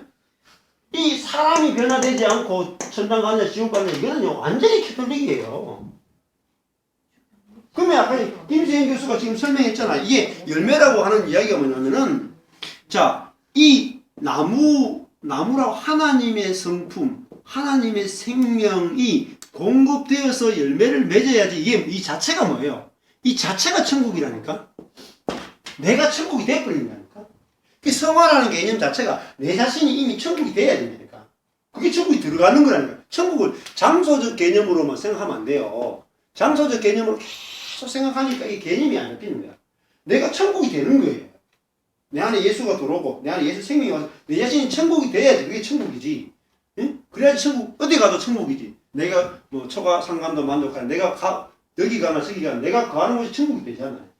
그게 우리는 기독교는 우리 존재 자체를 천국으로 만들어 버리는 거지. 우리가 그쪽으로 천나간다 이 개념은 아주 캐톨릭적이야. 그러니까 김생 교수가 이렇게 아무리 설명해도 이해가 안 되고 김생 교수도 설명하지만은 아직까지 이 장소적인 개념이나 여러 가지 개념 아직까지 한계가 있는 부분들이 있어. 이런 이야기는 진짜 깊은 이야기는 우리죠. 교수들이 앉아서 이야기하는 이야기는 지금 우리가 지금 앉아가지고 이야기를 하고 있으니까. 교수님들은 너무 어렵게 생각하시고 교수님들도 이 이야기를 못 알아보고. 심플하게 나무하게 드립니다. 뭐 10편 1편과 끝나는 이야기를 가지고 그런 거 같은데. 10편 1편하고 요한복음 15장이면 끝나는 이야기를 어렵게 설명을 하는 거죠. 그러니까 성경을 자꾸 하나님의 하잖아요. 하나님, 예수님, 성령님만 생각하라. 여기 밑에 내가 있잖아요. 그죠? 나가 있어요. 내가 구원 받을 거냐 말 거냐 이런 거 다 버리라니까 이거. 쓰레기라니까. 하나님이 얼마나 놀라운 계획을 가지고 계시고 예수님이 얼마나 놀라운 일을 하셨고 성령이 우리에게 이거 얼마나 놀라운 천국, 하늘의 것을 하늘의 천국을 우리 안에 실제화시켜내는 이 놀라운 드라마틱한 이야기가 있단 말이에요. 이 이야기를 들어야 되는데 기껏 해봤자 내가 지금 내가 사는데 내가 좀 힘드니까 내가 좀 기도해가지고 돈을 얼마나 받고 내 문제 어떻게 해결하고 내가 죽어서 천당 가고 계속 나라고 하는 조금도 변화되잖아. 나라고 하는 것이 세례에도 참여하지 않고 내가 하는 성찬에도 참석하지 않고 아무데도 참석 안 하잖아요. 성찬 세례에. 하늘의 사건에 전혀 참석하지 않잖아. 그러면 이게 뭐 의미하는 이야기가 된다. 그렇게 이 사람들이 모여가지고 아무리 열심히 사역해봤자 이 하늘나라가 임하지 않는다. 존재 자체가 안 바뀌게. 이게 구원이 아니에요. 이 구원이라는 개념을 굉장히 여러분 구원이라는 개념 자체를 자꾸 들어야 돼요. 구원 그냥 내가 구원 알고 있다 이 생각하면 안 돼. 기존에 알고 있는 구원의 개념에서 구원의 개념이 굉장히 더 깊고 더 폭넓고 더 놀랍게 비춰져야 된다. 저도 이런 것에서 뭐 7, 8년 전에 전혀 몰랐잖아요. 그냥 아주 단순하게 말았죠. 자, 그 다음에 그래서 여기 하나님의 사역이에요. 하나님의 섬김이에요. 하나님이 섬김에 초점 맞춰요. 하나님의 사역에 초점, 하나님이 일하신다. 하나님의 일하심. 하나님이 우리를 섬기신다. 이게 초점 맞춰요. 근데 우리는 전부 다 우리의 사역과 우리의 섬김에 계속 초점 맞추는 거예요. 하면 안 돼요. 그러니까 뭐 해야 돼요? 비교가 되는 거야. 이 사람은 대형교회 목사님이다. 큰 목사님이다. 이건 작은 목사님이다. 계속 비교하는 거야. 응? 우리 교회 같은 교회 좀 이렇게 돈 있는 사람들 오겠어요? 어때요?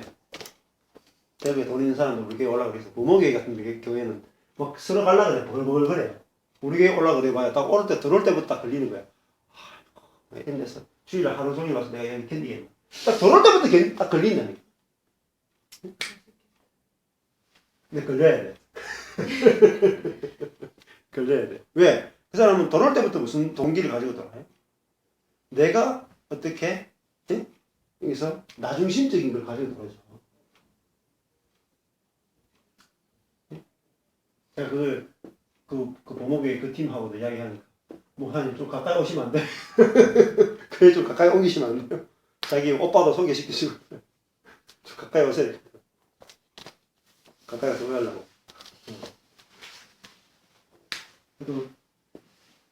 그것도 골목에 나와서 우리 교회 올라가고 할 수도 있겠죠. 근데 오면 견디기 쉽지 않을까. 자, 그 다음에 밑에 보면은 여기는 우리가 하나님께 올라가는 데 다 관심을 둬요. 율법은 내가 어떻게 하나님을 감동시킬 것인가. 그죠? 네? 나의 봉사와 헌신과 11조와 내가 하나님 나라를 위해서 섬긴 거, 눈물 뿌린 거, 이거를 가지고 하나님을 감동시켜요. 안 돼요, 이거.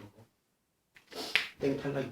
자, 보세요. 제일 중요한 구절, 이 마이클 호턴이 제일 중요한 구절을 소개해요. 어디 소개하냐면은, 딱 두 구절만. 저하고 어떻게 마음이 이렇게 일치하는 거죠. 사도행전 17장을 한번 펴보십시오. 사도행전 17장 24절 25절. 성경에서 진짜 중요한 구절인데 17장에 24절 25절. 사도행전 7장 24절 25절 보시면 우주와 그 가운데 있는 만유를 지으신 신께서는 천지의 주제시니 손으로 지은 전에 계시지 아니하시고, 자, 우리가 우리의 힘으로 만든 곳에는 거하시지 않죠. 그 다음 25절에 또 무엇이 부족한 것처럼 사람의 손으로 뭘 안 받아요? 섬김을 받으시는 것이 아니단 말이에요. 왜냐하면은 만민에게 오히려 생명과 호흡과 모든 것을 친히 뭐예요? 주시는 분이란 말이에요. 받는 분이 아니고 주시는 분이란 말이에요.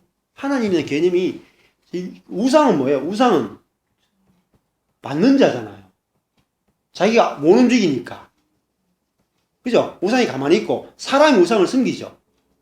근데 하나님은 그죠? 받는 분이 아니라 자신이 살아계시고, 우리는 뭐예요? 우리는 죽은 자예요. 성경적 개념이면 우리는 죽은 자고 하나님은 살아계신 분이에요. 그러니까 살아계신 분이 움직이잖아요. 완전히 달라요. 우상의 개념과 하나님의 개념은 다르다. 하나님의 세계에서는 우리가 죽은 자고 하나님만 살아계신 분이에요. 그래서 하나님이 우리를 섬기시고 하나님 우리에게 생명을 주시고 하나님은 우리를 사랑하시고 하나님 다 하시는 거예요. 그 개념으로 바뀌었다. 그 다음에 요거 하고 로마서 11장 35절 36절 11장 35절 36절. 이게 로마서의 핵심이 핵심. 로마서가 보시면은 로마서가 하도 단순하거든요. 여기 보세요. 로마서가 검은색으로 11장 36절을 보세요. 36절 앞에 뭐가 있겠어요? 검은색으로 A. 36절이 검은색으로 B. 12장 1절이 검은색으로 A죠. 로마서가. 그 로마서는 검은색으로 몇 개밖에 없겠어요? 3개밖에 없어요. 그죠? A, B, A 이거밖에 없어요. 로마서는. 딱 3가지밖에 없어. A, B, A. 그러니까 로마서 1장 1절에 A가 있어요. 한번 보세요. 로마서 1장 1절에 검은색 A 시작했죠. 로마서 1장 1절. 로마서 2341페이지. 로마서 1장 1절이 A죠. 검은색으로. 그리고 그게 어디 왔냐면은 11장 35절까지가 A가 왔어요. 엄청 길죠. 그죠? A가.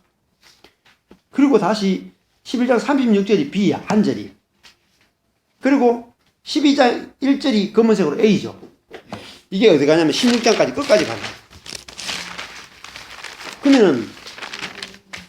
그러면 로마서는 중심이 뭐예요? B죠, B. 그 로마서 11장 36절이 로마서 전체를 요약한 거예요. 그러니까 로마서는 기독교 교리의 핵심이라고 했잖아. 그 로마서 전체를 딱 한 구절로 딱 정리 내리라 하면 뭐냐면은 11장 35절 36절이에요. 35절 36절 읽어볼게. 누가 주께 뭐예요? 먼저 드려서 뭘 받아요? 갚으심을 받게 되냐. 자, 이거 말했습니다. 보세요.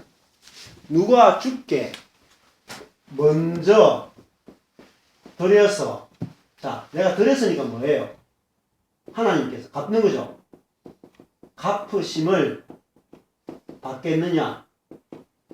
그러면 내 쪽에서 먼저 드려서 하나님이 감동해가지고 하나님이 갚아주는 것이 있다 없다?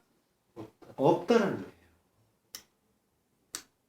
근데 우리가 다 이렇게 생각해요. 내가 회개하니까 하나님이 받아주셨고, 내가 교회를 이렇게 많이 개척하니까 하나님 복을 주셨고, 내가 이렇게 많이 기도했으니까 하나님 그 기도 응답하셨고, 다 그렇게 생각하죠.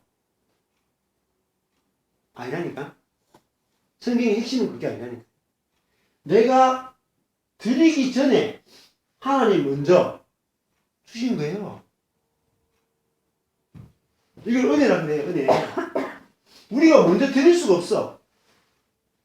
드릴 마음이 없다니까, 우리가 드릴 수가 없다니까. 그래서 뭐라 그래요? 36절이, 이는 모든 것은, 만물이, 모든 것이 어디서 나옵니까? 주에게서 나오고, 주로 말미암고, 주에게로 돌아갑니다. 영광이 그에게만 세대 안으로 있을 것이다. 네? 모든 사람 속에 그분에게만 영광이 있다. 그분이 시작하고 그분이 모든 과정을 통제하고 그분께 돌아간다. 하나님이 다 하신다. 이게 로마서 핵심이에요. 하나님 다 하신다. 우리가 할 게 없다. 맞죠? 아까 전에 했잖아요. 말씀을 통해서, 하나님이 말씀을 통해서, 말씀을 우리 안에, 사람 안에 하나님께서 말씀을, 만물이 그에게서 나오고 말씀이 그에게서 나와서 그로 말미암고 말씀이 우리 안에서 막 약동해요. 그러니까 그로 돌아가잖아요. 말씀이. 하나님 다 하시는 거예요. 하나님. 이게 성경적인 인간관이에요. 근데 이걸 로마서 이게 핵심인데 이걸 몰라.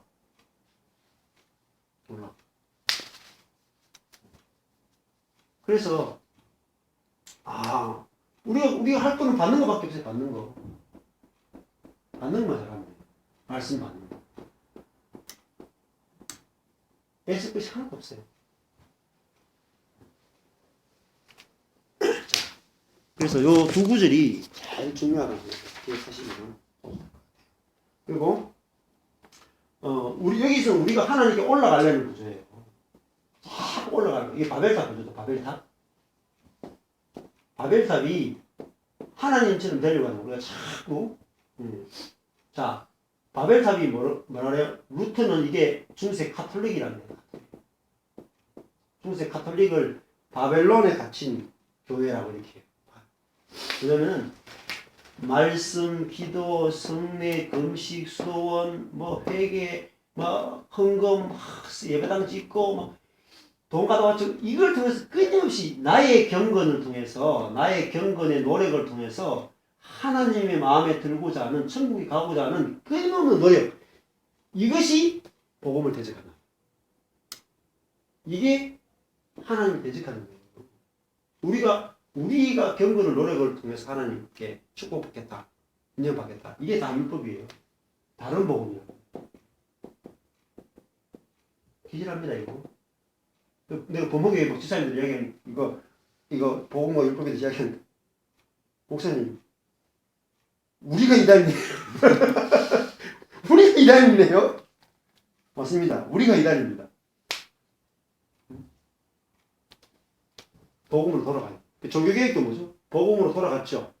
루터가 깨달았다니까요. 중세 캐톨릭이 이단이다. 이거 알게 된 거예요. 그래서 루터가 캐톨릭 이단이다 이렇게 했잖아요. 우리의 계획은 뭐죠? 우리가 이단이다 이래야 되는 거예요. 그래야지 계획이 일어난다고. 우리가 지금 개신교가 복음 떠났다. 은혜의 복음 떠났다. 율법으로 들어갔다. 이거를 외쳐야 되는 거예요. 이거 외치면 우리도 죽는다니까. 지금은 그래도 너무너무 행복한 시기예요. 이게 파면만 당하면 돼. 파면. 우리는 옛날에는 파면이 뭐죠? 살인, 그 사람을 죽여도 좋다라고 하는 살인 면허예요. 캐톨릭에서 파면. 그 사람은 언제나 누구든지 죽여도 그 사람은 이방인이고 개고 지옥 갈 놈이기 때문에 죽여도 상관없다. 이게 파면이에요, 파면. 얼마나 무시무시해요. 이 전부 다 가톨릭이 완전히 권력이잖아요, 권력. 하나님과 아무 상관없어. 근데, 모양은 뭐예요? 경건의 모양을 가지고 있잖아요. 신부, 얼마나 경건해요. 수녀, 수도원, 어마어마하게 경건해요. 근데 다 뭐죠? 우리가 하나님께 도달하려고 하는 율법적 노력이다. 이걸 복음을 대적한다. 그래서 근데 예수님 뭐예요? 성육신 내려오시죠. 성육신 방향이 중요합니다. 성육신 하나님이 인간이 되신 거예요. 그 인간이 움직일 필요가 없죠. 그죠? 인간이 노력할 필요 없는 거예요. 하나님이 인간에게 사람 되어 오셨기 때문에 우리가 노력할 필요 없는 거예요. 하나님이 구원을 그냥 받아들이면 된다.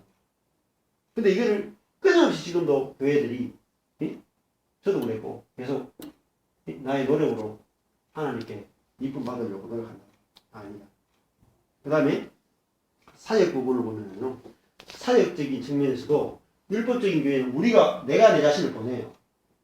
내가 막 삘 받아가지고 내가 교회 개척하고 내가 가요. 못 말려요. 열심히 너무 특심이라고 못 말려. 너무너무 삘을 받아가지고 내가 다 교회 개척, 내가 선교하고 내가 가요. 근데 복음은 뭐죠? 나는 여기는 내가 가고 싶죠. 여기는 내가 가고 싶다 해요. 여기는 뭐죠? 나는 못 갑니다. 설교봐요. 모세, 나는 못 갑니다. 아브라함, 아들 안 줘도 되는데. 응? 모세도, 응? 보낼 만한 자를 보내소서.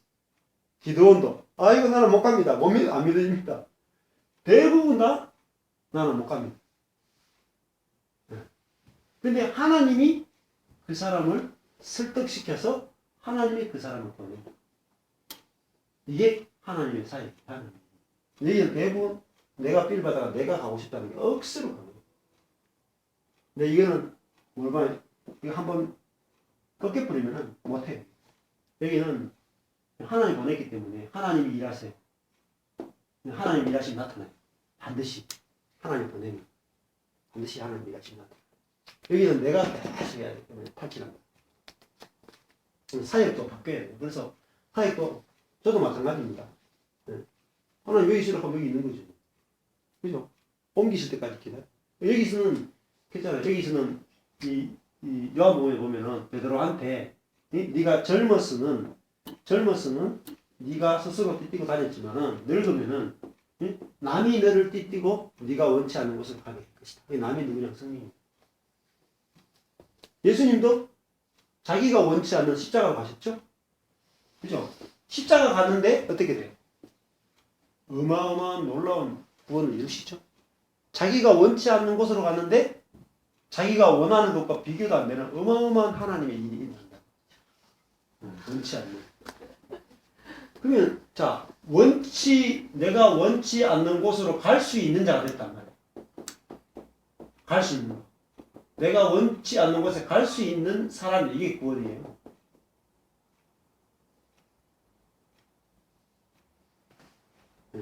얼마나 자유해요.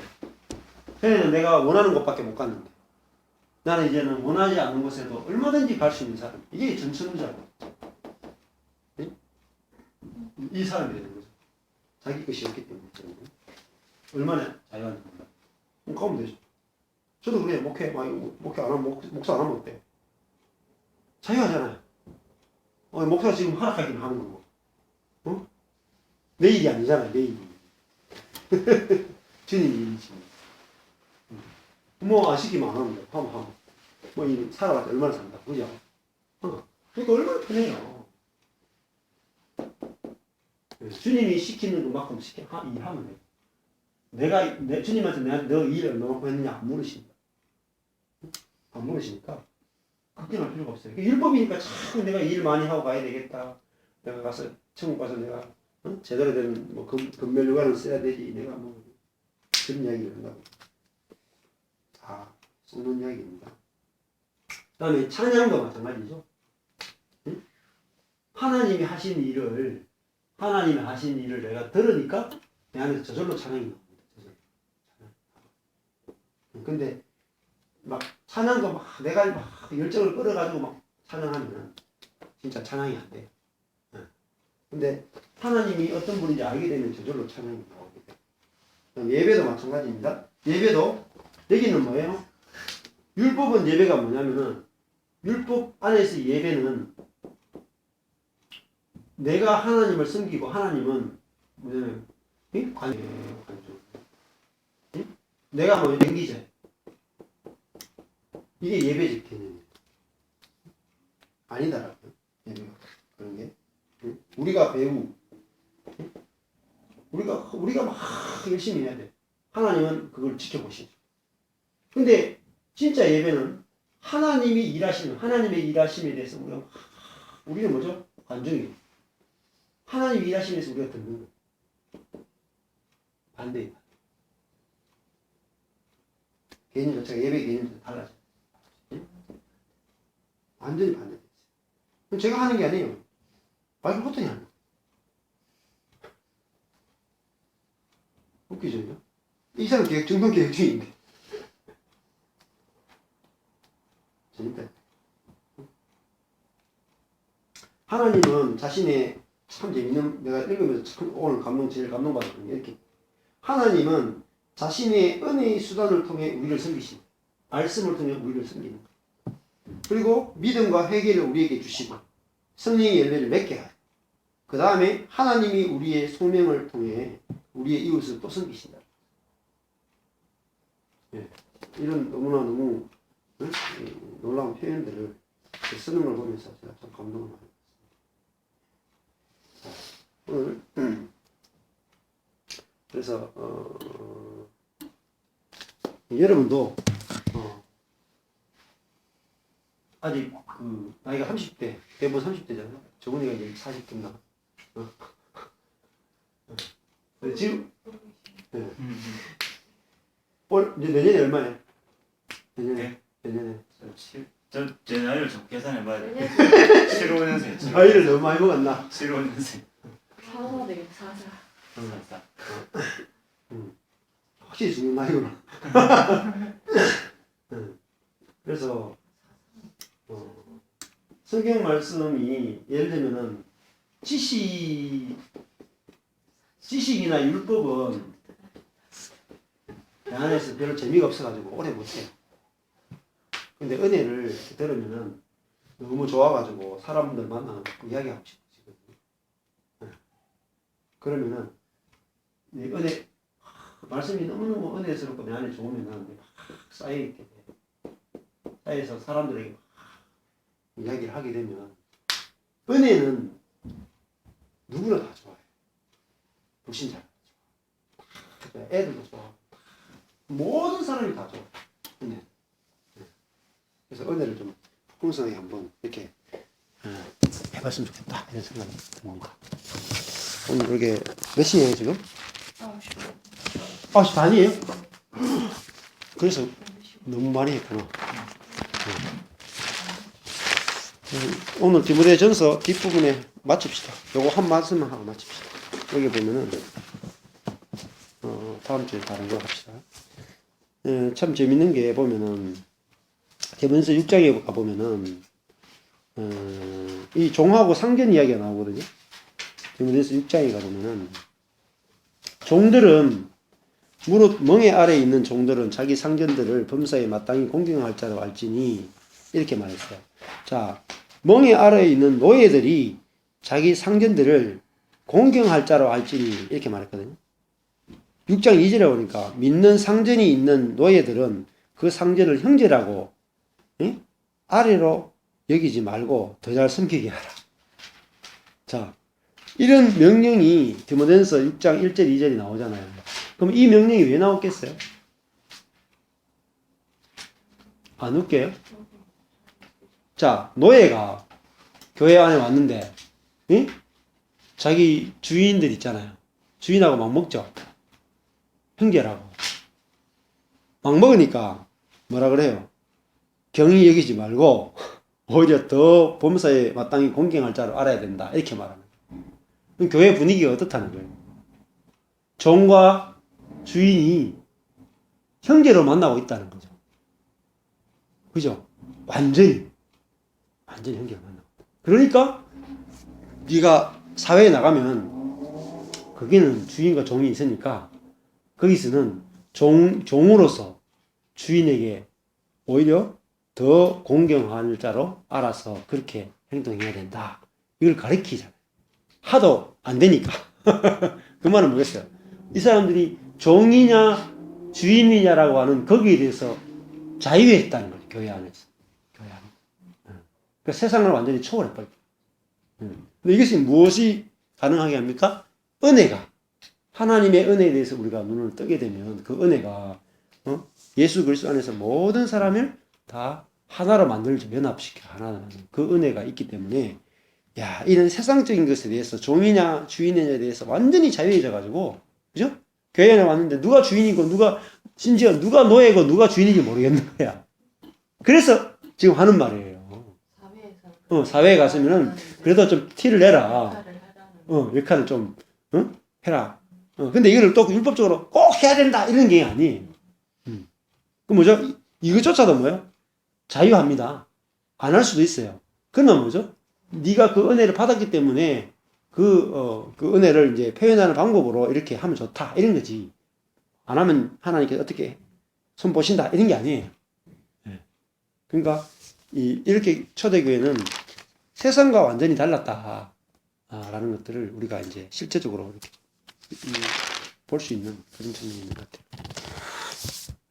네, 오늘은 뭐 이렇게 하고 마치면은 될 것 같습니다. 그래서 오늘 이게 디모데전서 또 많이 안 남아가지고 뒷부분에 했는데 어떠세요?